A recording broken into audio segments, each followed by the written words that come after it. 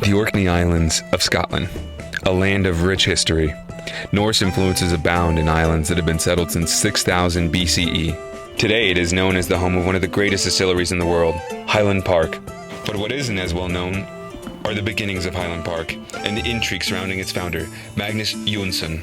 Magnus Johansson, a very, very colorful person in the history of distilling in Scotland.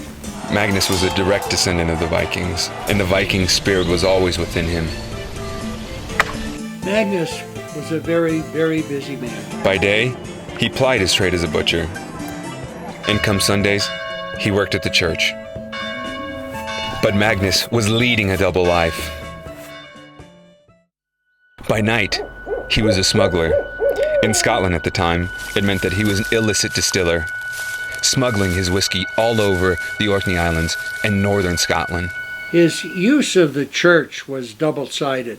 Although, yes, the man was a lay preacher, he needed a place to hide his whiskey. Magnus spent many sleepless nights crafting his whiskey, but the authorities were fast behind him.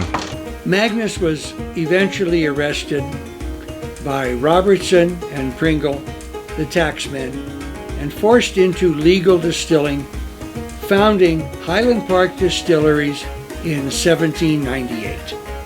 Fast forward 220 years, and we now have a lovely Highland Park single malt whiskey in honor of our friend and illicit distiller Magnus Johansson.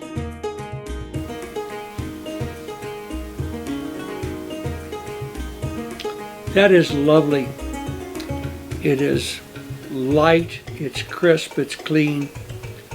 It's so traditionally Orcadian.